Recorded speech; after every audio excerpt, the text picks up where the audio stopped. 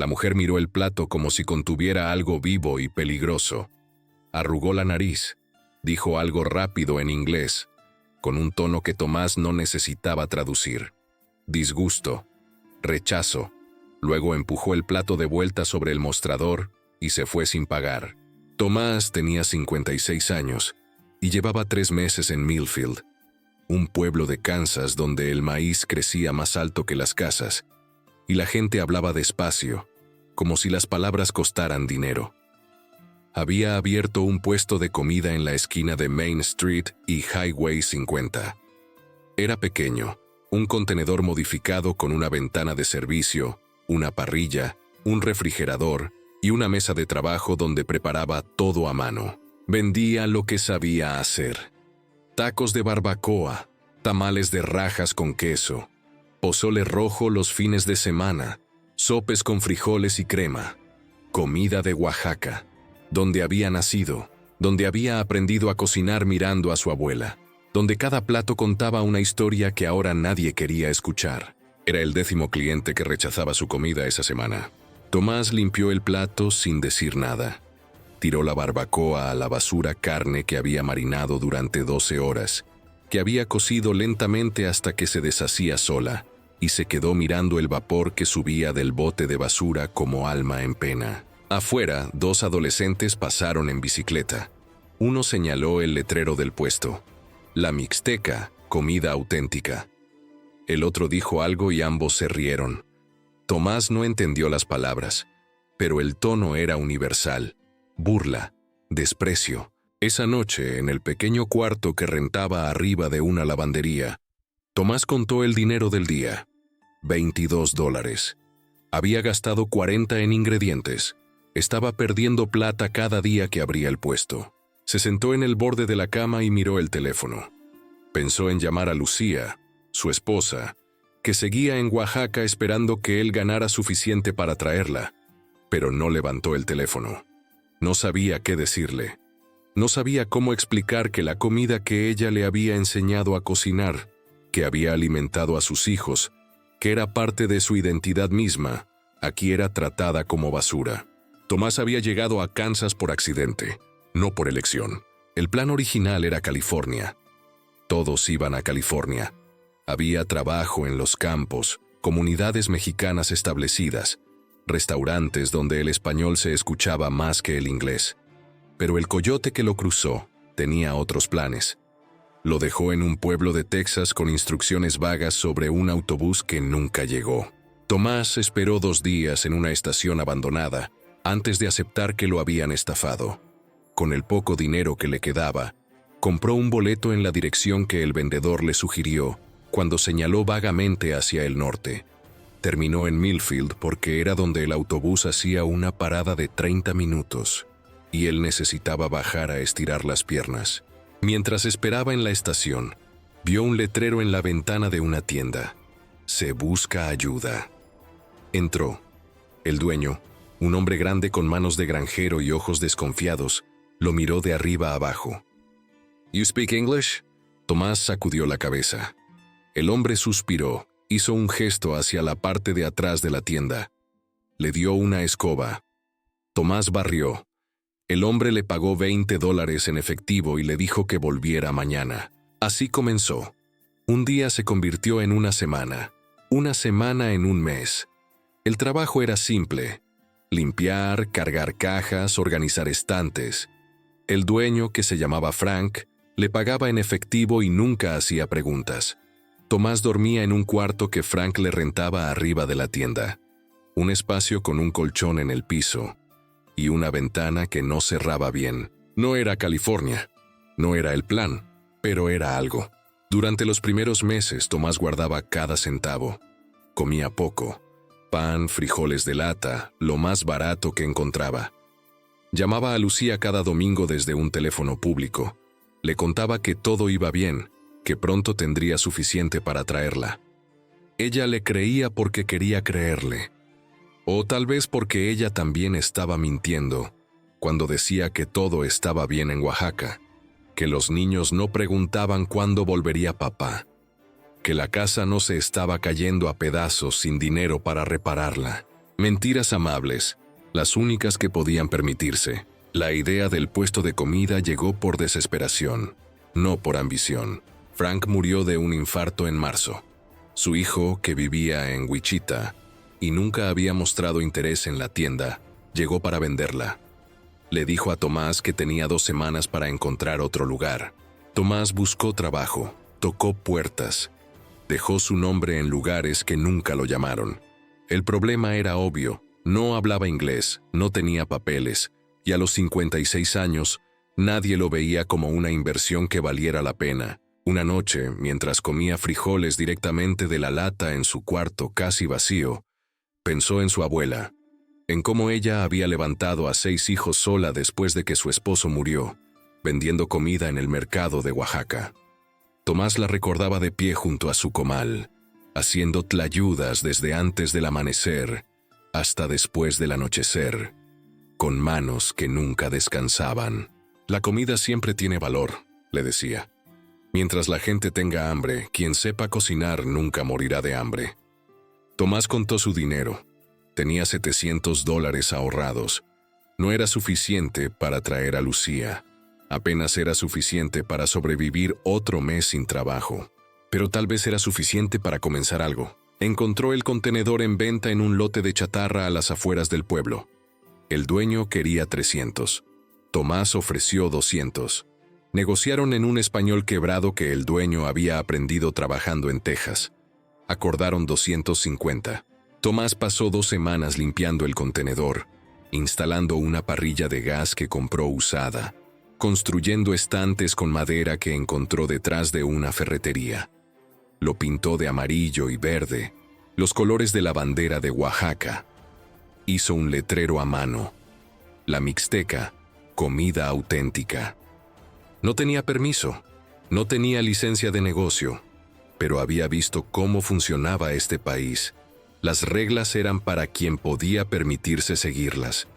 Para los demás, existían los espacios grises, los acuerdos tácitos, la economía invisible donde el efectivo hablaba más fuerte que los papeles. Estacionó el contenedor en un lote vacío en la esquina de Main Street. El dueño del lote era un anciano que vivía en un asilo, y según los rumores del pueblo, había olvidado que poseía esa propiedad. Nadie se quejó, o nadie que importara. Tomás abrió un martes de mayo. Había preparado barbacoa, el platillo que mejor dominaba.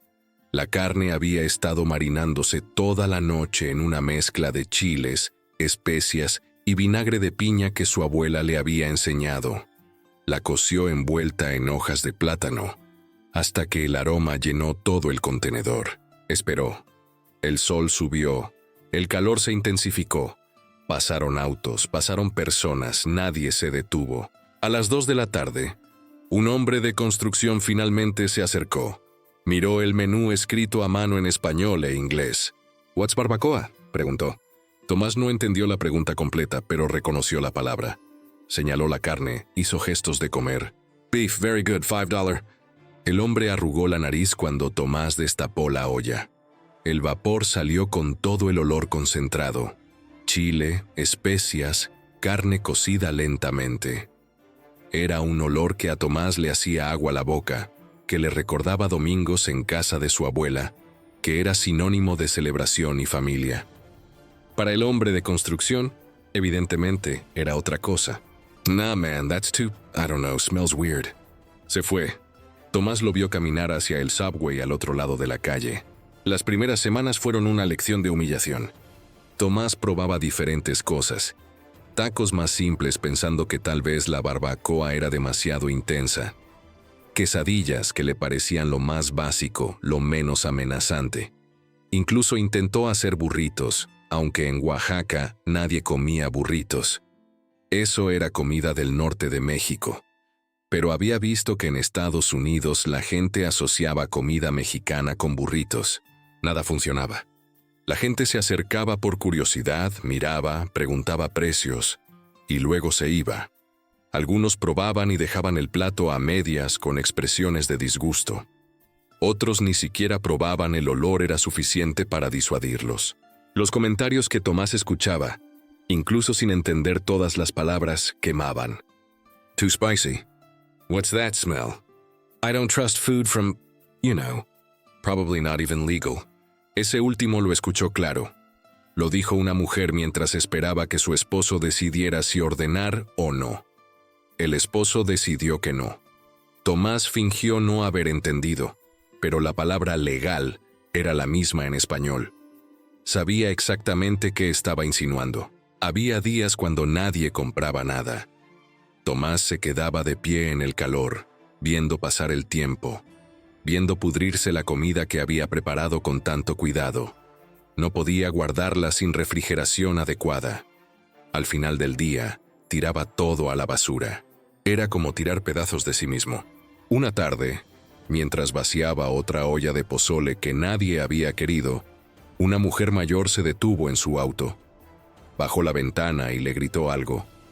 Tomás no entendió las palabras, pero ella señalaba su puesto, su cara retorcida en algo entre asco y furia. Siguió gritando. Tomás solo asintió, esperando que se fuera. Finalmente lo hizo, con las llantas chirriando. Más tarde, un hombre del pueblo que hablaba algo de español le explicó lo que había dicho, que su comida olía horrible, que estaba arruinando el vecindario, que debería volver a México si quería cocinar esa porquería. Tomás no respondió, solo asintió en agradecimiento por la traducción. Al mes y medio, Tomás había perdido casi todo su dinero. Seguía comprando ingredientes aunque las ventas no cubrían los costos. No podía evitarlo. Cada mañana se levantaba, compraba lo necesario y cocinaba. No porque tuviera sentido financiero, sino porque era lo único que sabía hacer. Lo único que lo mantenía conectado a quien había sido antes de convertirse en este hombre invisible en un pueblo que lo rechazaba. Llamó a Lucía y le dijo que el negocio iba lento, pero que mejoraba. ¿Cuándo crees que pueda ir?, preguntó ella. Su voz sonaba cansada. Los niños estaban enfermos. La casa necesitaba un techo nuevo. Necesitaba dinero. Pronto, mintió Tomás. Tal vez para fin de año. Cuando colgó, se quedó sentado en la oscuridad de su cuarto. Fin de año estaba a 6 meses. No tenía idea de cómo iba a sobrevivir 6 semanas, mucho menos 6 meses. Pensó en cerrar el puesto, pensó en tomar lo poco que le quedaba y comprar un boleto de autobús a otra ciudad, tal vez Houston, tal vez Chicago, algún lugar con más mexicanos, donde su comida no fuera vista como una amenaza. Pero algo lo detuvo. No era esperanza exactamente. Era más como terquedad, o tal vez era orgullo. Había cruzado el desierto, había sobrevivido en este pueblo hostil, había construido algo con sus propias manos. Cerrar ahora se sentía como admitir que ellos tenían razón, que él no pertenecía aquí, que su comida, su cultura, su existencia misma eran inferiores. No les daría esa satisfacción. Así que siguió abriendo el puesto. Aunque nadie comprara, aunque perdiera dinero cada día, siguió cocinando. Ya no lo hacía para vender, lo hacía para recordar, para no olvidar las manos de su abuela moviendo el comal, para no olvidar el sabor de casa, para no olvidar quién era debajo de toda esta humillación. En julio llegó el calor de verdad. Kansas en verano era un horno. El aire dentro del contenedor se volvía casi irrespirable, incluso con la ventana abierta y un ventilador barato corriendo. Tomás sudaba sobre la parrilla, sintiendo el calor desde arriba y desde abajo, preguntándose si esto era su purgatorio personal. Un día preparó mole negro. Era el platillo más complejo que sabía hacer, el que su abuela guardaba para ocasiones especiales. Requería 30 ingredientes diferentes, 6 tipos de chiles, chocolate, especias, hierbas, nueces. Tomaba horas prepararlo correctamente, tostando cada ingrediente por separado, moliéndolos en el orden preciso, cocinando la salsa hasta que alcanzara ese equilibrio perfecto entre dulce, picante, amargo y salado. No tenía sentido hacerlo. Nadie en este pueblo lo apreciaría. Probablemente nadie lo probaría siquiera. Pero Tomás lo hizo de todos modos. Lo hizo porque era martes y hacía exactamente un año que su abuela había muerto. Lo hizo porque ella le había enseñado esta receta en su lecho de muerte, susurrando las proporciones exactas como si fueran secretos sagrados. Lo hizo porque necesitaba sentir que ella todavía existía en algún lugar, aunque solo fuera en el olor que llenaba este contenedor en medio de Kansas. Cocinó el mole durante 6 horas. Lo sirvió sobre pollo. Lo acompañó con arroz rojo que hizo de memoria. Se sentó en la única silla dentro del contenedor y comió solo, llorando sin sonido, sintiendo el sabor que era exactamente como lo recordaba. Nadie vino ese día, ni un solo cliente. Al anochecer, Tomás empacó el mole en recipientes y caminó hacia el vecindario donde vivían algunas familias mexicanas que trabajaban en las granjas. Tocó puertas y regaló la comida. La gente la aceptó con gratitud, con sorpresa, algunos con lágrimas en los ojos porque hacía años que no probaban mole de verdad. Una mujer mayor lo abrazó.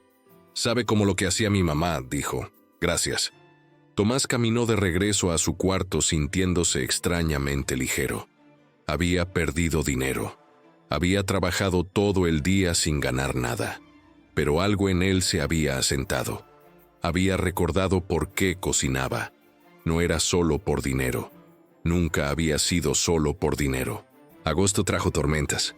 Tomás las veía formarse en el horizonte, nubes negras que se acumulaban como montañas oscuras. El viento agitaba su letrero, hacía vibrar el contenedor.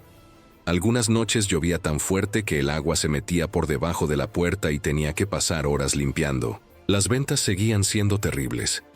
Algunos días vendía $20. Buenos días, 40. Nunca suficiente para cubrir gastos. Estaba viviendo de sus últimos ahorros, viendo el final acercarse con la inevitabilidad de esas tormentas en el horizonte. Una tarde, mientras preparaba salsa verde, escuchó voces afuera. 2 hombres estaban parados frente a su puesto. Uno señalaba el contenedor, el otro tomaba fotos con su teléfono. Tomás salió a ver qué querían. Uno de los hombres se acercó. Tenía una placa en el cinturón. Inspector de algo, aunque Tomás no sabía de qué. El hombre habló en inglés, rápido y con autoridad. Tomás captó algunas palabras. Permit, license, code y legal. Sacudió la cabeza. Intentó explicar que estaba trabajando en conseguir los permisos, que necesitaba tiempo. El inspector no pareció impresionado. Le dio un papel, otra cosa que Tomás no podía leer completamente, y le hizo señas de que tenía que cerrar. Close now, you understand, close. Tomás entendió. Esa noche, llamó a Lucía y le dijo la verdad. Que el negocio había fracasado, que no había dinero, que no sabía cómo iba a traerla, que lo sentía. Ella lloró. Él lloró. Hablaron durante 1 hora, diciendo las cosas que habían estado evitando decir durante meses, que esto era más difícil de lo que habían imaginado, que tal vez había sido un error, que extrañaban sus vidas de antes, cuando eran pobres pero al menos estaban juntos. «Vuelve», dijo Lucía finalmente. «No importa el dinero, vuelve a casa». Tomás quería decir que sí. Quería comprar un boleto mañana mismo, volver a Oaxaca, abrazar a su esposa, ver a sus hijos, dormir en su propia cama. Pero había gastado todo en el puesto. No le alcanzaba ni para el boleto de autobús. Estaba atrapado aquí, en este pueblo que lo odiaba, sin dinero, sin opciones, sin futuro. «Pronto», dijo, «en cuanto pueda». Otra mentira, pero era la única que tenía. El inspector le había dado 2 semanas para conseguir los permisos o cerrar permanentemente. Tomás intentó. Fue a la oficina municipal con el papel que el inspector le había dado. La mujer detrás del mostrador habló muy lento, usando palabras simples, explicando que necesitaba una licencia de negocio, un permiso de salud, una inspección de seguridad contra incendios, prueba de seguro. Cada cosa costaba dinero que no tenía, y cada cosa requería papeles que no tenía: número de seguro social, comprobante de residencia legal, cosas que existían en un mundo paralelo al que Tomás habitaba. La mujer fue amable, más amable que muchos, pero la amabilidad no cambiaba las reglas. Sin papeles no había permisos, sin permisos no había negocio. Tomás salió de la oficina sabiendo que era el final. Volvió al puesto y se quedó parado afuera, mirando este contenedor amarillo y verde que había sido su esperanza, su plan, su intento de construir algo en este país que no lo quería. Decidió que cocinaría hasta el último día. No para vender, solo para cocinar, para no rendirse completamente. Esa semana hizo todos los platillos que más amaba. Tlayudas como las que su abuela vendía, chapulines tostados con sal y limón, tejate, la bebida tradicional de Oaxaca que nadie aquí había probado ni probaría, tamales de mole amarillo, chocolate espumoso hecho en el molinillo de madera que había traído desde México. Regalaba la comida a quien la quisiera. Algunos mexicanos del pueblo venían, agradecidos. Algunos americanos pasaban y rechazaban las muestras gratis con gestos de repulsión. A Tomás ya no le importaba. Cocinaba por él mismo, por su abuela, por Lucía, por todo lo que había perdido y todo lo que nunca tendría. La tormenta llegó un viernes por la noche. No era tormenta normal. Era de las que aparecen en las noticias después, con nombres y números de víctimas. El cielo se volvió verde, luego negro. El viento rugía como animal herido. La lluvia caía horizontal, golpeando todo con furia. Tomás estaba en su cuarto cuando comenzó. Sintió el edificio temblar. Escuchó vidrios rompiéndose en algún lugar. La electricidad se cortó. El pueblo entero quedó en oscuridad. La tormenta duró 3 horas. Cuando finalmente pasó, Tomás bajó a la calle a ver los daños. Era peor de lo que había imaginado. Árboles caídos bloqueaban las calles, cables eléctricos colgaban peligrosamente, varios techos habían volado, el agua llegaba hasta las rodillas en algunas partes, arrastrando basura, ramas, escombros. El pueblo estaba destruido. Tomás caminó hacia su puesto, esperando encontrarlo volcado o aplastado. Pero el contenedor seguía en pie, apenas movido de su lugar. La estructura simple y baja había sobrevivido lo que construcciones más elaboradas no habían podido. Dentro, todo estaba intacto. La parrilla, el refrigerador que funcionaba con gas, sus utensilios. Sin electricidad en el pueblo, era uno de los pocos lugares que podía funcionar. Tomás miró a su alrededor.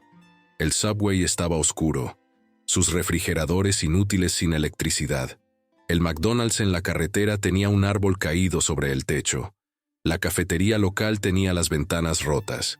Cada restaurante, cada tienda de conveniencia, cada lugar donde la gente normalmente compraba comida, estaba cerrado o destruido. Solo su puesto funcionaba. La primera persona llegó el sábado por la mañana. Era un hombre mayor que Tomás había visto antes en el pueblo. Uno de los que siempre miraba su puesto con desaprobación. Caminaba con dificultad por los escombros, apoyándose en un bastón. Se detuvo frente al contenedor. Miró a Tomás. Su expresión era complicada vergüenza mezclada con necesidad. «¿You open?», preguntó. Tomás asintió. Había estado preparando arroz y frijoles, lo más básico que tenía. No sabía para quién, solo sabía que cocinar era mejor que quedarse sentado mirando la destrucción. «What you got?», Tomás le mostró. Arroz rojo, frijoles refritos. Había hecho tortillas esa mañana temprano. Tenía algo de pollo que podía calentar. El hombre señaló todo. «I'll take whatever. I'm hungry. We don't have power. Can't cook nothing at home». Tomás preparó un plato. Le puso arroz, frijoles, pollo deshebrado, tortillas. Lo mismo que había estado regalando durante semanas, que nadie había querido. El hombre lo miró con desconfianza. Pero el hambre ganó. Probó. Masticó lentamente, como si analizara cada sabor, buscando razones para quejarse. Pero siguió comiendo. Terminó el plato completo. «How much?» $5. El hombre sacó un billete de 10. «Keep it. Might need more later». Se fue. Tomás se quedó mirando los $10 en su mano. Era su primera venta real en semanas. 1 hora después, llegó una familia, padres con 3 niños. Los niños miraban todo con curiosidad y miedo. La tormenta los había asustado. Los padres se veían exhaustos. We heard you're the only place open, dijo la madre. Sí, yes. What can you make for kids? They're picky. Tomás pensó. Hizo quesadillas simples con solo queso. Las acompañó con arroz que no tenía mucho chile. Les dio tortillas tibias con un poco de mantequilla. Los niños comieron todo. Uno pidió más tortillas. La madre lo miró sorprendida. He never eats this much. Esa tarde llegaron más personas. De a uno, de a dos, en grupos. Todos con la misma historia. Sin electricidad, sin forma de cocinar, sin restaurantes abiertos. Algunos llegaban porque era la única opción. Otros porque un vecino les había dicho que había comida caliente disponible. Tomás cocinó sin parar. Usó todo lo que tenía en el refrigerador. Preparó platillos que pudiera estirar arroz, frijoles, sopas, guisos. No intentó impresionar, solo intentó alimentar. Para el anochecer, había servido a casi 40 personas. Gente que días atrás miraba su puesto con desprecio, que había rechazado su comida, que le había dicho que se fuera a México. Ahora comían lo que él preparaba, algunos con vergüenza visible, otros con gratitud, todos con hambre. El domingo fue peor. La electricidad seguía cortada en todo el pueblo. Los equipos de reparación decían que tomaría días, tal vez una semana, restaurar el servicio. Hacía calor. Sin refrigeración, la comida se echaba a perder rápido. Las familias estaban desesperadas. Tomás se levantó a las 4 de la mañana. Sabía que hoy habría más gente. Necesitaba prepararse. Fue a la única tienda que había abierto, un mercado pequeño, que funcionaba con generador, y compró todo lo que pudo con el dinero del día anterior. Arroz, frijoles, pollo, verduras. Cargó todo de vuelta en bolsas pesadas que le cortaban las manos. Cocinó durante 3 horas antes de abrir. Hizo 2 ollas enormes de caldo de pollo con verduras. Preparó frijoles. Coció arroz. Hizo tortillas hasta que le dolieron las manos. A las 9 de la mañana, había una fila. No era larga, tal vez 10 personas, pero era la primera vez que alguien hacía fila en su puesto. Tomás las miraba desde la ventana del contenedor, sin poder creerlo. Sirvió a cada persona con cuidado. Algunos pedían específicamente sin chilelo. Notaba por sus gestos, sus caras de preocupación. Les servía versiones suaves. Otros, los más aventurados o los más hambrientos, aceptaban todo como venía. Un hombre comió en silencio, parado al lado del contenedor. Cuando terminó, se acercó a la ventana. "This is good, Dijo. Really good. I'm sorry I never tried it before." Tomás asintió. No sabía qué decir. El hombre dejó una propina de $5 sobre un plato de 7. Para el mediodía, Tomás había vendido toda la comida que había preparado. Necesitaba hacer más, pero también necesitaba más ingredientes. Un hombre que había comido temprano volvió con su camioneta. "Get in, I'll take you to buy more food. You need supplies, right?" Tomás dudó. No conocía a este hombre, pero tampoco tenía muchas opciones. Subió a la camioneta. El hombre lo llevó a un supermercado en el pueblo vecino que tenía electricidad. Mientras Tomás llenaba el carrito con ingredientes, el hombre esperaba, ayudándole a cargar las cosas pesadas. En la caja, cuando Tomás sacó su dinero, el hombre lo detuvo. "I got it, you're feeding the whole town, least I can do." Pagó $200 en ingredientes sin pestañear. De regreso, el hombre habló. Tomás entendía la mitad, pero la otra mitad la comprendía en el tono.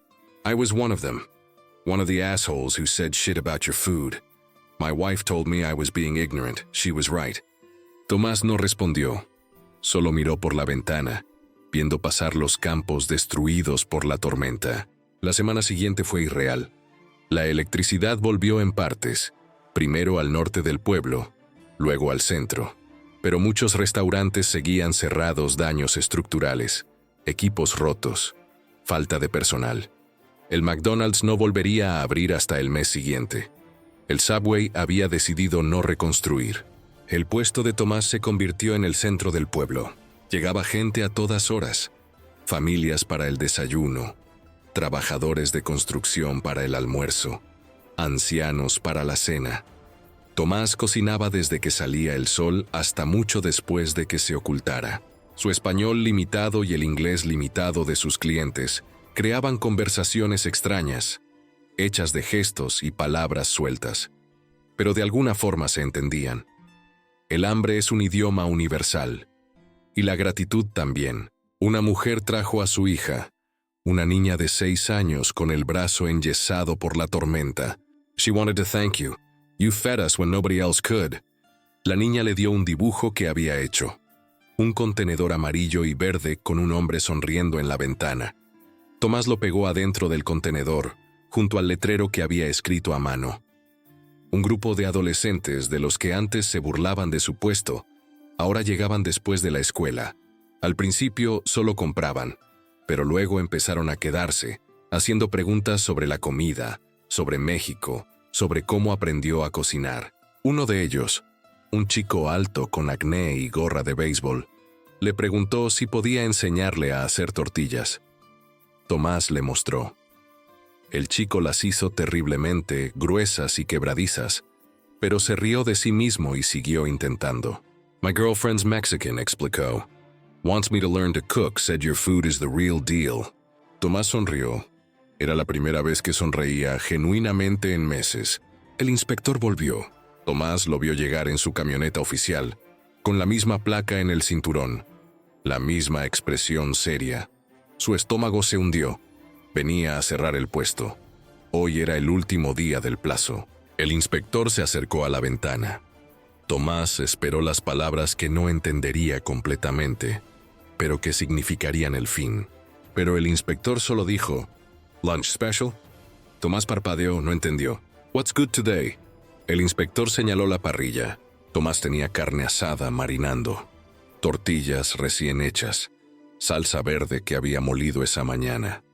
Preparó un plato, sus manos temblando ligeramente. El inspector comió ahí mismo, parado junto al contenedor. Cuando terminó, sacó su billetera. «How much?» $7.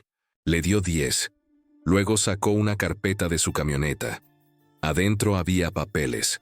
Los puso sobre el mostrador y señaló diferentes líneas, hablando despacio. Tomás reconoció algunas palabras.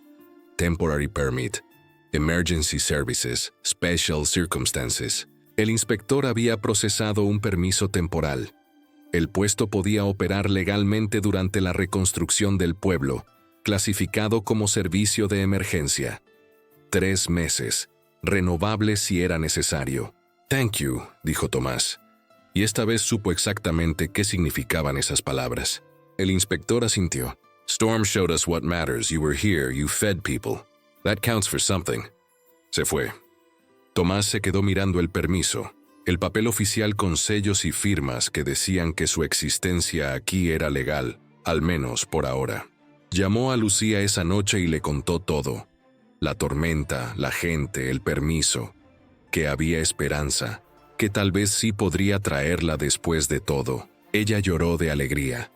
Los niños gritaban en el fondo, queriendo hablar con papá. Tomás les contó sobre el pueblo, sobre la gente que ahora comía su comida, sobre cómo todo había cambiado. «Sabía que lo lograrías», dijo Lucía. «Siempre supe». Tomás no la corrigió. No le dijo que había estado a punto de rendirse, que había tirado comida durante meses, que solo la desesperación de otros le había dado esta oportunidad. Dejó que ella creyera que había sido parte de un plan, que él siempre había tenido fe. A veces las mentiras amables son actos de amor. Los 3 meses se convirtieron en 6. El permiso se renovó. Luego se renovó otra vez. Eventualmente, con ayuda de un abogado que una clienta le recomendó, una mujer que había comido su pozole durante la tormenta y que resultó trabajar en servicios de inmigración, Tomás consiguió los permisos permanentes. No fue fácil. Hubo papeleos interminables, traducciones, fees que pagó con las ganancias del puesto. Pero al final tuvo una licencia de negocio real, un permiso de salud, todo en orden. El puesto creció.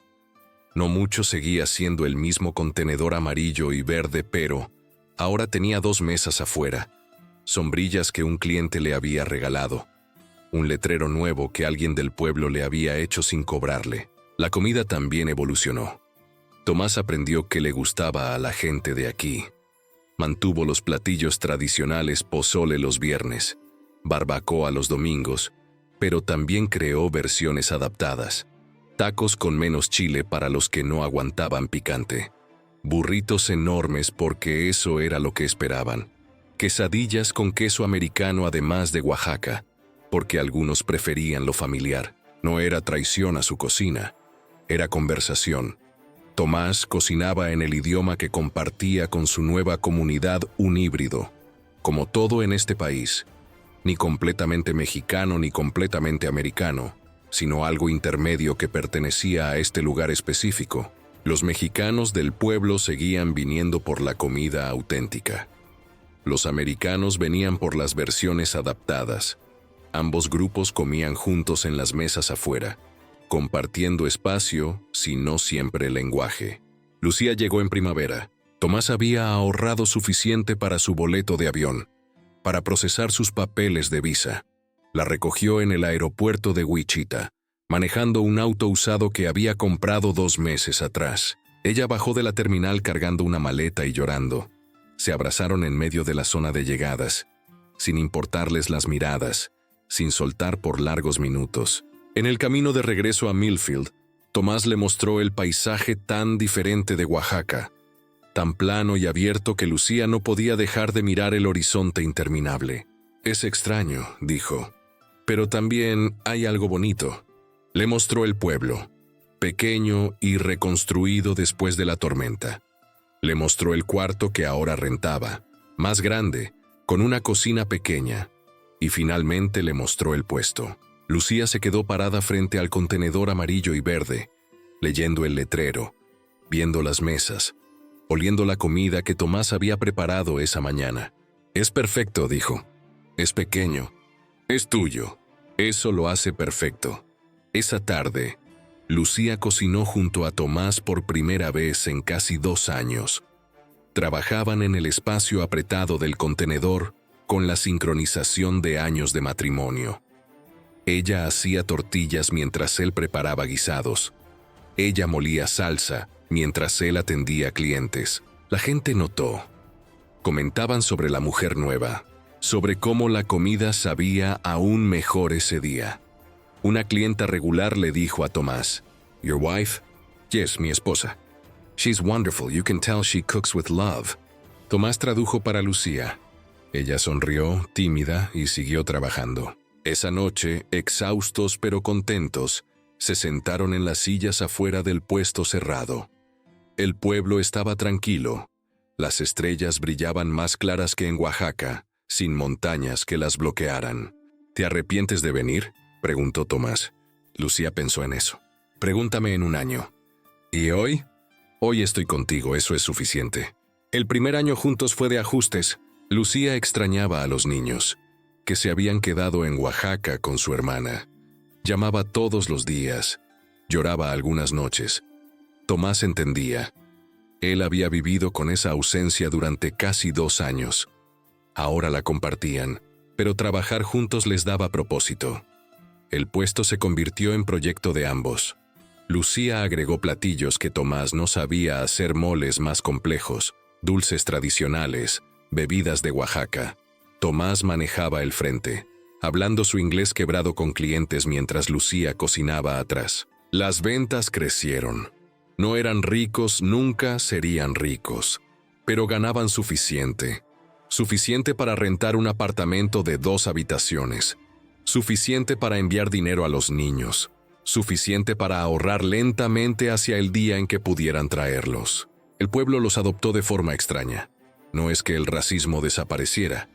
Tomás aún escuchaba comentarios, aún veía miradas. Pero ahora también había defensores. Gente que decía, prueba la comida de Tomás antes de juzgar. Gente que se paraba cuando otros hacían comentarios despectivos. El chico que había aprendido a hacer tortillas trajo a su novia mexicana. Ella probó la comida y lloró. «Sabe como la comida de mi abuela», dijo en español. «No he comido así desde que ella murió». Lucía le dio el plato gratis. La chica insistió en pagar, pero Lucía negó con la cabeza. «Es para tu abuela», dijo, «para su memoria». Ese tipo de momentos se volvieron comunes. El puesto no era solo un negocio, era un puente. Entre culturas, entre memorias, entre lo que fue y lo que podía ser. El segundo aniversario de la tormenta, el pueblo organizó una celebración. Habían reconstruido todo. Nuevos techos, nuevos árboles plantados, nuevos negocios abiertos. El alcalde dio un discurso sobre resiliencia, sobre comunidad, sobre cómo las crisis revelan el verdadero carácter de un lugar. Luego llamó a Tomás al escenario. Tomás no quería ir. Lucía lo empujó. «Ve, es importante». Subió, incómodo con la atención. El alcalde puso una mano en su hombro y habló al micrófono. Tomás entendió parte del discurso. Palabras sobre servicio, sobre alimentar al pueblo cuando nadie más podía, sobre mostrar que la bondad no tiene idioma. Le dieron una placa. Decía algo sobre ciudadano honorario y servicio a la comunidad. Tomás la sostuvo sin saber qué hacer con ella. «Say something», le susurró el alcalde. Tomás se acercó al micrófono. Cientos de personas lo miraban, gente que había comido su comida, gente que lo había rechazado, gente que había cambiado de opinión, gente que siempre había sido amable. «Thank you», dijo, su acento grueso haciendo que las palabras sonaran diferentes.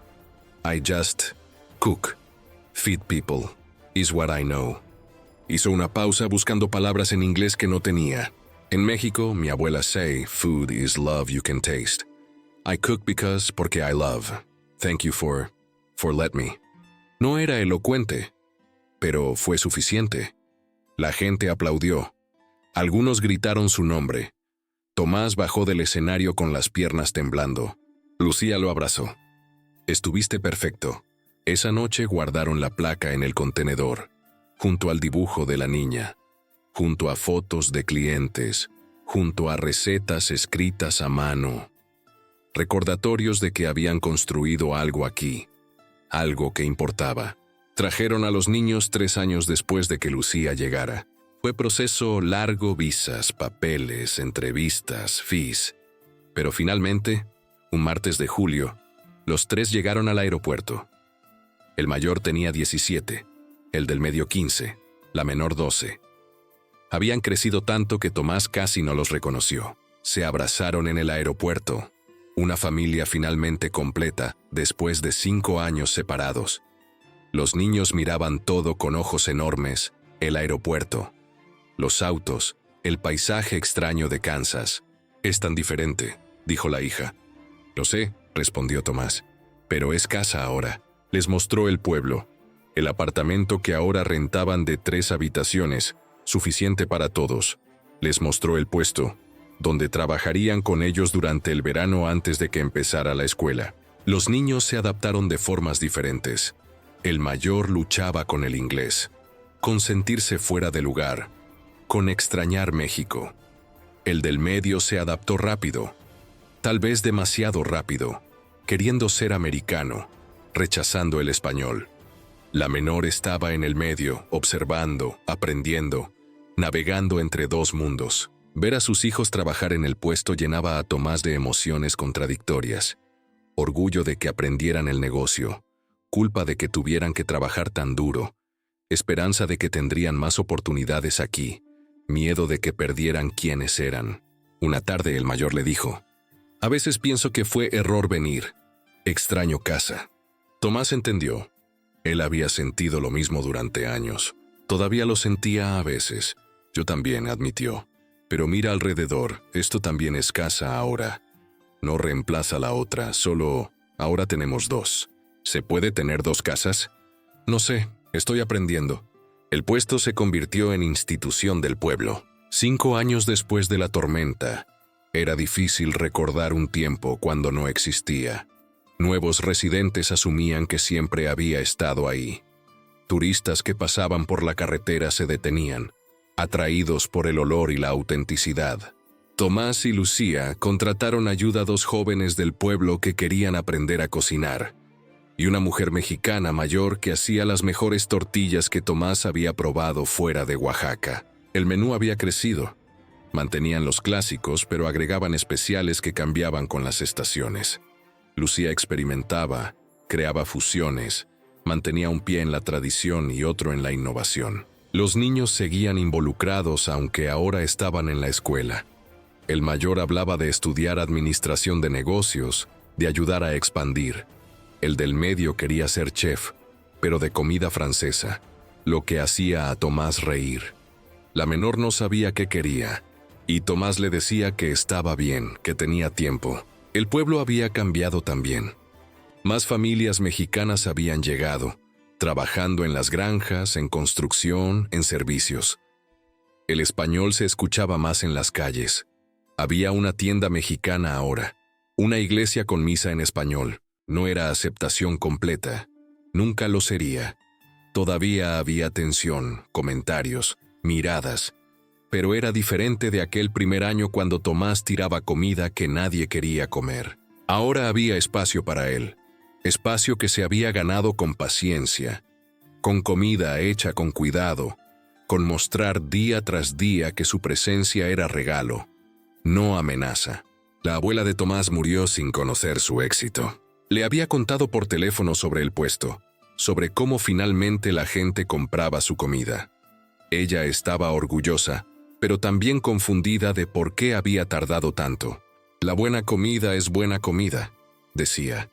¿Por qué no la querían? Tomás no sabía cómo explicarle sobre prejuicio, sobre miedo a lo diferente, sobre cómo el hambre había sido más fuerte que el rechazo, sobre cómo crisis revelaba humanidad compartida. Solo le dijo, «Ya entienden, abuela, ahora sí entienden». Cuando ella murió, Tomás cerró el puesto por una semana. Voló a Oaxaca para el funeral llevando a Lucía y los niños. Era primera vez que volvían juntos desde que se habían ido. Oaxaca se sentía igual y completamente diferente. Más pequeña de lo que Tomás recordaba. Las calles más estrechas, la casa de su abuela casi en ruinas. Pero en el funeral, comiendo la comida que vecinos habían preparado, Tomás se dio cuenta de algo. Este lugar ya no era su hogar de la misma forma. Lo amaba, lo extrañaba, llevaba sus recuerdos, pero su vida estaba en otro lado ahora. Su hogar era un contenedor amarillo y verde en Kansas. Era Lucía trabajando junto a él. Era sus hijos hablando inglés con acento que él no reconocía. Era clientes que sabían su nombre, que preguntaban por su familia, que confiaban en él para alimentarlos. Había perdido un hogar, pero había construido otro. 10 años después de abrir el puesto, Tomás cumplió 66. Lo celebraron en el puesto, porque ¿dónde más? Lucía hizo pastel, los niños decoraron con papel picado, los empleados prepararon los platillos favoritos de Tomás. Clientes llegaron durante todo el día, algunos con regalos, otros solo para felicitarlo. El alcalde apareció, también el inspector que le había dado el primer permiso, ahora retirado pero todavía cliente regular. El chico que había aprendido a hacer tortillas, ahora un hombre de casi 30 con su propia familia, trajo a su hijo. «Want him to learn from the best», le dijo a Tomás. Esa noche, después de que todos se fueron, Tomás y Lucía se sentaron afuera del puesto. Era costumbre ahora, su momento de paz después del caos del día. «¿Te arrepientes?», preguntó Lucía, la misma pregunta de años atrás. Tomás pensó en todo, en el dolor de los primeros meses, en la humillación de tirar comida, en los años separado de su familia, en el costo de construir esta vida. Pero también pensó en la mujer que había llorado porque su comida sabía como la de su abuela, en el niño que había aprendido a amar cilantro, en la comunidad que se había formado alrededor de su puesto, en la familia reunida, en el propósito encontrado. «No», dijo, «no me arrepiento». «Ni yo». Se quedaron en silencio, mirando el pueblo que dormía. Tomás pensó en su abuela, en sus manos haciendo tortillas, en las recetas que le había enseñado. Pensó en cómo la comida era más que comida. Era memoria, era identidad, era amor hecho tangible. Y pensó en cómo había cruzado un continente cargando solo esas recetas. sin saber que eran suficiente, que eran todo lo que necesitaba para construir una vida, para alimentar un pueblo, para crear un legado. El puesto siguió operando mucho después de que Tomás se retirara. Sus hijos lo tomaron cuando él ya no pudo estar de pie durante largas horas. Lo expandieron, agregando un pequeño restaurante junto al contenedor original, pero mantuvieron el contenedor también ahora una pieza de museo, el lugar donde todo comenzó. La hija menor escribió un libro sobre la historia del puesto. Se volvió bestseller local, luego regional. Gente venía de estados lejanos para comer en el lugar sobre el que habían leído. Pero para Tomás, ya viejo y cansado, lo que importaba no eran las ventas ni la fama. Era ver a sus nietos trabajando en el puesto durante veranos. Era escuchar español e inglés mezclándose en las mesas. Era saber que su comida, la comida de su abuela, la comida de Oaxaca ahora, era parte del tejido de este pueblo de Kansas. Había un mural ahora en la pared del edificio municipal. Mostraba la tormenta, la destrucción y luego la reconstrucción. En el centro estaba el contenedor amarillo y verde, con una figura de pie en la ventana, sirviendo comida a una línea de personas. La placa debajo decía: en tiempos de crisis descubrimos quiénes somos realmente, y a veces descubrimos que los extraños entre nosotros son exactamente quienes necesitábamos. Tomás vio el mural una vez y lloró, no de tristeza, sino de algo más complejo, de haber sido visto, de haber importado, de haber convertido rechazo en aceptación, un plato a la vez. Cuando Tomás murió a los 74, el pueblo cerró por el funeral. No fue decisión oficial, simplemente sucedió. Negocios pusieron letreros que decían «cerrado por duelo». La escuela canceló clases. Cientos de personas llenaron la iglesia y el área afuera. El hijo mayor habló, mezclando español e inglés de forma natural. Mi padre llegó aquí con solo recetas. Sin dinero, sin idioma, sin conexiones. Solo comida que sabía hacer y fe de que importaba. Este pueblo le dijo que no. Una y otra vez, le dijeron que su comida no era suficiente, que él no era suficiente. Hizo una pausa, su voz quebrándose, pero siguió cocinando. No porque fuera terco, aunque lo era, sino porque la comida era su forma de decir: yo también soy humano. Yo también tengo valor. Yo también merezco estar aquí. Y luego vino la tormenta. Y cuando todos tenían hambre, cuando no había opciones, finalmente probaron lo que había estado ofreciendo todo el tiempo. Y descubrieron que era bueno, que siempre había sido bueno.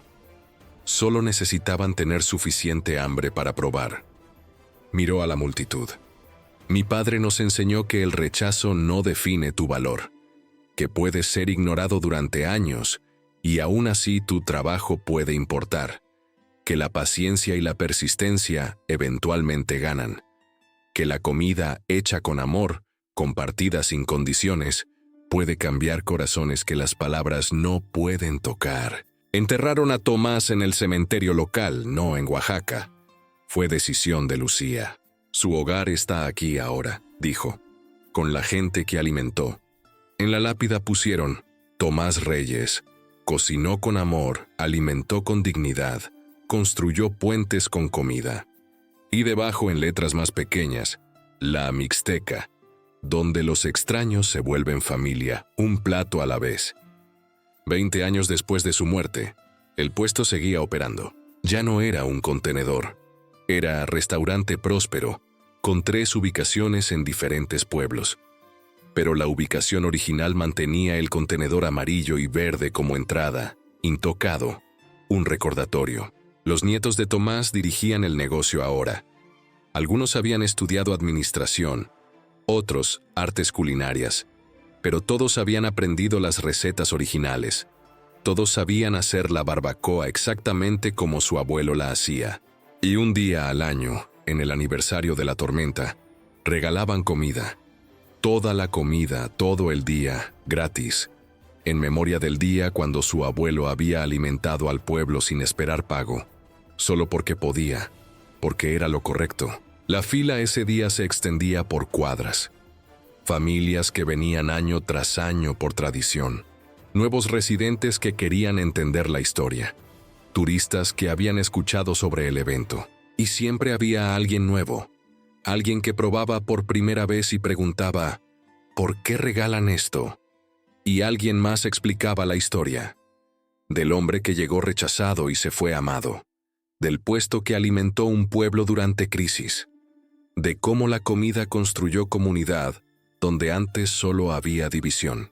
La historia se contaba y recontaba, cambiando ligeramente con cada narración, pero manteniendo su esencia. Que el valor no se mide en aceptación inmediata, que la dignidad viene de trabajo hecho con intención, que a veces el mundo necesita llegar a punto de hambre desesperada antes de probar lo que ha estado rechazando, y que cuando finalmente prueba, cuando finalmente se permite bajar las defensas y aceptar lo ofrecido, descubre que lo que temía era exactamente lo que necesitaba.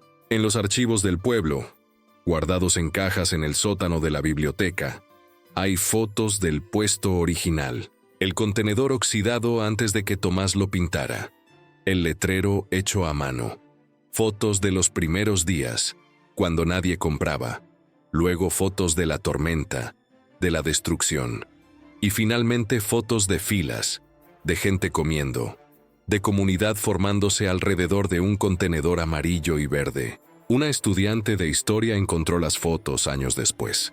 Las usó para su tesis sobre inmigración y comunidad en pueblos rurales. La tesis ganó premios. Se publicó como libro. En la introducción escribió: la historia de Tomás Reyes es la historia de América, solo que raramente la contamos así. Preferimos historias de éxito inmediato, de inmigrantes que llegan y triunfan contra viento y marea. Pero la realidad es más compleja, más dolorosa, más honesta. Tomás no triunfó porque era excepcional. Triunfó porque se negó a dejar de ser quien era, incluso cuando nadie lo quería. Porque siguió cocinando cuando cocinar no tenía sentido económico. Porque entendió algo que su comunidad adoptiva tardó años en aprender. Que la comida no es solo sustento, es identidad, es memoria, es la forma más básica de decir, te veo, te reconozco, te acepto.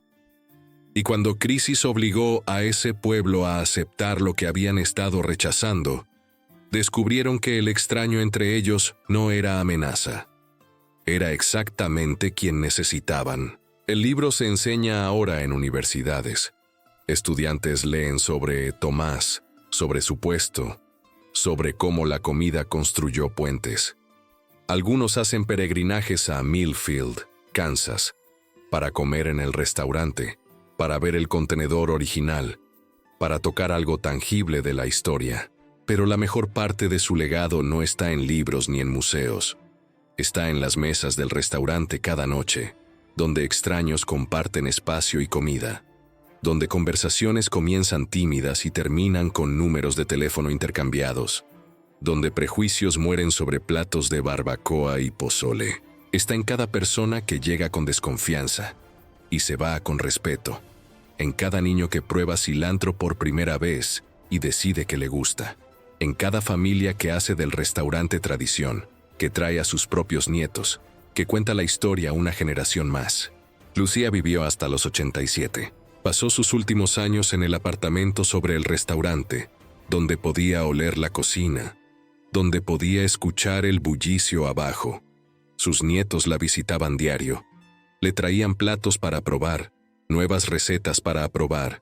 Ella era guardiana de las recetas originales ahora. La única que recordaba exactamente cómo Tomás hacía cada platillo, cada pequeño secreto que hacía la diferencia. Antes de morir, grabó videos. Horas de ella cocinando, explicando, mostrando, para que las futuras generaciones supieran, para que las manos de su esposo, traducidas a través de las suyas, siguieran alimentando incluso cuando ambos hubieran partido. En su funeral, sirvieron toda su comida favorita. El mole que Tomás había perfeccionado, los tamales que ella misma hacía mejor que nadie, el pozole que los había sostenido en los días más difíciles. Y la gente comió y recordó. No solo a Lucía, sino a todo lo que ella y Tomás habían construido. Un legado hecho de maíz y chile y paciencia. Un puente construido plato por plato. Una comunidad alimentada en amor. Si visitas Millfield hoy, verás el restaurante en Main Street. El contenedor amarillo y verde sigue siendo la entrada. Adentro está preservado exactamente como era. La parrilla original, los utensilios que Tomás usaba, fotos en las paredes de esos primeros días. Hay placas que cuentan la historia. Hay un libro de visitas donde la gente escribe sus memorias, sus conexiones con este lugar. Hay un video en loop mostrando a Tomás cocinando, a Lucía haciendo tortillas, la historia que casi no fue pero que llegó a ser. Y cada día, a las 6 de la mañana, el restaurante abre. Los nietos de Tomás, ahora adultos, llegan a preparar. Siguen las recetas guardadas en cajas, manchadas de uso y amor. Cortan chiles, muelen especias, hacen tortillas a mano porque algunas tradiciones no deben perderse. El olor llena la calle. Complejo, profundo, inconfundible. El mismo olor que hace décadas la gente rechazaba. El mismo que ahora los atrae. Y cuando abren las puertas, siempre hay alguien esperando. Alguien que necesita ese olor, ese sabor, ese recordatorio de que la comida es más que comida. Es memoria servida en plato. Es identidad ofrecida con cuchara. Es amor que puedes sostener en tus manos y llevar a tu boca. Es la promesa de que aunque el mundo cambie, aunque perdamos tanto, algunas cosas permanecen. El sabor de hogar, el consuelo de tradición, la certeza de que hay lugar en la mesa para todos si solo tenemos hambre suficiente para probar.